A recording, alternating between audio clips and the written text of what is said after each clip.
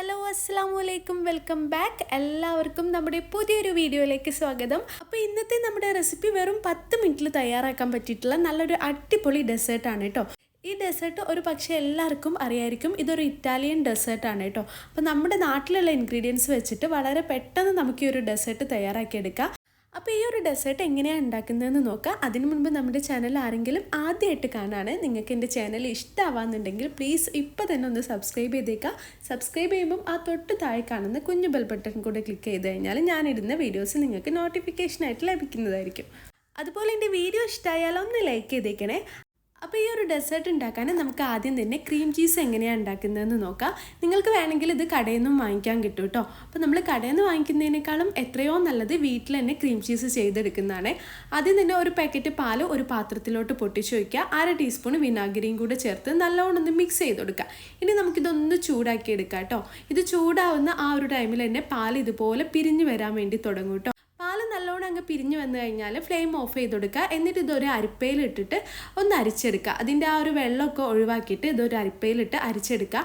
ഇതവിടെ മാറ്റി വെക്കുക കേട്ടോ. അടുത്തതായിട്ട് ഒരു മിക്സിയുടെ ജാർ എടുത്തിട്ട് അതിലോട്ട് 1 കപ്പ് പഞ്ചസാര ചേർത്ത് കൊടുക്കുക. ഇനി ഇത് നന്നായിട്ടൊന്ന് പൊടിച്ചെടുക്കുക. പിന്നെ പഞ്ചസാര നിങ്ങൾ എടുക്കുമ്പോൾ മിക്സിയുടെ ജാറിൽ ഒട്ടും തന്നെ വെള്ളം ഉണ്ടാവാൻ പറ്റില്ല കേട്ടോ. അപ്പോൾ ഇതാ നല്ല രീതിയിൽ തന്നെ പൊടിച്ചെടുത്തിട്ടുണ്ട്.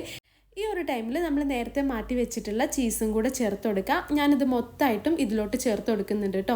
ഇനി ഇത് നല്ലോണം ഒന്ന് അടിച്ചെടുക്കുക. പിന്നെ ഞാൻ ഇതിൽ ഒട്ടും തന്നെ വെള്ളമൊന്നും ചേർത്തിട്ടില്ല കേട്ടോ. എന്നിട്ട് തന്നെ നല്ല ക്രീമി ടെക്സ്ചറിലാണ് നമുക്കിത് കിട്ടിയിട്ടുള്ളത്. ഇപ്പോൾ ഇതാ നിങ്ങൾ കണ്ടല്ലോ, ഇതുപോലെ വേണം കേട്ടോ കിട്ടാൻ. അടുത്തതായിട്ട് നമുക്ക് കുറച്ച് വിപ്പിംഗ് ക്രീം ഒന്ന് ബീറ്റ് ചെയ്തെടുക്കാം. അപ്പം ഞാൻ 1 കപ്പ് വിപ്പിംഗ് ക്രീമാണ് കേട്ടോ എടുത്തിട്ടുള്ളത്. നിങ്ങൾ എടുക്കുമ്പം ഏത് പാത്രത്തിലാണ് സെറ്റ് ചെയ്യുന്നത്, അല്ലെങ്കിൽ നിങ്ങൾക്ക് എത്ര വിപ്പിംഗ് ക്രീമാണ് ആവശ്യം അതിനനുസരിച്ചിട്ട് എടുക്കാം കേട്ടോ. ഇനി ഇതിലോട്ട് ഞാൻ 1 ടീസ്പൂൺ വാനില എസൻസും കൂടെ ചേർത്ത് കൊടുക്കുന്നുണ്ട്. നിങ്ങളുടെ കയ്യിലുണ്ടെങ്കിൽ മാത്രം ചേർത്താൽ മതി കേട്ടോ, ഓപ്ഷണലാണ്. ഇനി ഇത് നല്ലോണം ഒന്ന് ബീറ്റ് ചെയ്തെടുക്കാം.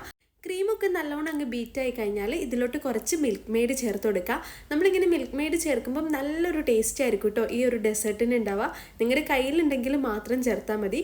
പിന്നെ നമ്മൾ നേരത്തെ ഉണ്ടാക്കി വെച്ചിട്ടുള്ള ആ ഒരു ക്രീമും കൂടി ചേർത്ത് നല്ലോണം അങ്ങ് ബീറ്റ് ചെയ്തിട്ട് ഫ്രീസറിൽ ഒരു 5 മിനിറ്റ് ഇതൊന്ന് റെസ്റ്റ് ചെയ്യാൻ വേണ്ടി വെക്കുക. അപ്പോൾ ഫ്രീസറിൽ വെക്കണോണ്ട് തന്നെ 5 മിനിറ്റിൽ കൂടുതൽ വെക്കരുത് കേട്ടോ.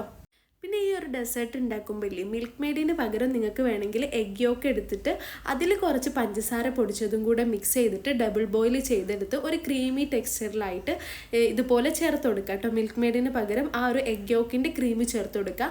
അങ്ങനെ ചെയ്താലും നല്ല ടേസ്റ്റാണ്. ഇനി ഈ ഒരു ഡെസേർട്ട് സെറ്റ് ചെയ്യാനായിട്ട് ഞാൻ എടുത്തിട്ടുള്ളത് മാരിഗോൾഡിൻ്റെ ബിസ്ക്കറ്റാണ്.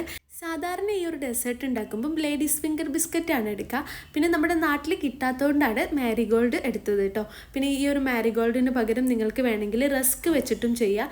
ഏതെടുത്താലും ടേസ്റ്റ് വലിയൊരു വ്യത്യാസമൊന്നും ഉണ്ടാവില്ല, നല്ല ടേസ്റ്റ് ഉണ്ടാവും കേട്ടോ. പിന്നെ നമ്മൾ കുറച്ച് കോഫി റെഡിയാക്കുന്നുണ്ട്. കോഫി പൗഡറും ചുടുവെള്ളവും ചേർത്തിട്ട്. എന്തിനാന്ന് വെച്ചാൽ ഈ ഒരു ബിസ്ക്കറ്റ് ഇതിൽ ഡിപ്പ് ചെയ്യാൻ വേണ്ടിയിട്ടാണ് കേട്ടോ. അപ്പോൾ ഇതിൽ ഡിപ്പ് ചെയ്തിട്ട് വേണം നമ്മൾ ഈ ഒരു ഡെസേർട്ട് റെഡിയാക്കി എടുക്കാൻ. അപ്പോൾ ഡെസേർട്ടിനുള്ള എല്ലാം റെഡി ആയിക്കിനി. ഇനി ഇതൊന്ന് സെറ്റ് ചെയ്തെടുക്കണം കേട്ടോ. ഇത് സെറ്റ് ചെയ്തെടുക്കാനും വളരെ സിമ്പിളാണ്. പിന്നെ ലാസ്റ്റ് ഞാൻ കാണിച്ചത് കൊക്കോ പൗഡറാണ്. അതൊന്ന് സെറ്റായ ശേഷം ഇതിൻ്റെ മുകളിലൊന്ന് ടെസ്റ്റ് ചെയ്യാൻ വേണ്ടിയിട്ടാണ് കേട്ടോ. അപ്പോൾ ഞാൻ ഈ ഒരു ട്രേയിലാണ് ഡെസേർട്ട് സെറ്റ് ചെയ്തെടുക്കുന്നത്. പിന്നെ നിങ്ങൾ ഏത് ട്രേയിലാണ് സെറ്റ് ചെയ്തെടുക്കുന്നത് ആ ഒരു പാത്രത്തിൻ്റെ വലുപ്പമൊക്കെ അനുസരിച്ചിട്ട് വേണം നിങ്ങൾ ഇതിലുള്ള എല്ലാ ഇൻഗ്രീഡിയൻസിൻ്റെയും മെഷർമെൻറ്റ് എടുക്കാൻ കേട്ടോ.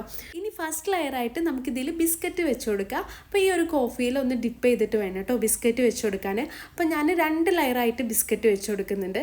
ഫസ്റ്റ് ലെയറും പിന്നെ അതിൻ്റെ മുകളിലും ബിസ്ക്കറ്റ് തന്നെ വെച്ച് കൊടുക്കുന്നുണ്ട് കേട്ടോ. ആ ഗ്യാപ്പൊക്കെ ഫില്ല് ചെയ്യുന്ന രീതിയിൽ ബിസ്ക്കറ്റ് വെച്ച് കൊടുക്കുക.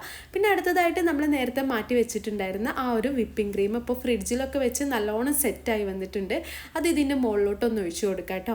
അപ്പം ഞാനൊരു പൈപ്പിംഗ് ബാഗിലോട്ട് ആ വിപ്പിംഗ് ക്രീം മൊത്തമായിട്ട് ആക്കി കൊടുത്തിട്ടുണ്ട്. ഇനി സെക്കൻഡ് ലെയർ ആയിട്ട് നമുക്ക് ആ ക്രീം ബിസ്ക്കറ്റിൻ്റെ മുകളിലോട്ട് ഇട്ട് കൊടുത്തിട്ട് ഒരു സ്പൂണ് വെച്ചിട്ടോ അല്ലെങ്കിൽ ഒരു സ്പാറ്റുല വെച്ചിട്ടോ ഒന്ന് ലെവൽ ചെയ്ത് കൊടുക്കുക. വീണ്ടും നമ്മൾ ബിസ്ക്കറ്റ് ഒന്ന് കോഫിയിൽ ഡിപ്പ് ചെയ്തിട്ട് ഇതിൻ്റെ മുകളിലോട്ട് വെച്ച് കൊടുക്കുക. അപ്പം ഞാൻ സെൻറ്ററിൽ 1 ലെയറായിട്ടാണ് ബിസ്ക്കറ്റ് വെച്ച് കൊടുത്തത്. നിങ്ങൾ വെക്കുമ്പോഴും അങ്ങനെ തന്നെ വെച്ചാൽ മതി കേട്ടോ. സെൻറ്ററിൽ 2 ലെയർ ബിസ്ക്കറ്റ് വെക്കേണ്ട ആവശ്യമില്ല. ഇതുപോലെ ഒന്ന് ഗ്യാപ്പൊക്കെ ഫില്ല് ചെയ്യുന്ന രീതിയിൽ 1 ലെയർ ബിസ്ക്കറ്റ് വെച്ച് കൊടുക്കുക. വീണ്ടും നമ്മൾ മാറ്റി വെച്ചിട്ടുണ്ടായിരുന്ന ആ ഒരു വിപ്പിംഗ് ക്രീം ഇതിൻ്റെ മുകളിലോട്ട് ഒഴിച്ച് കൊടുക്കുക.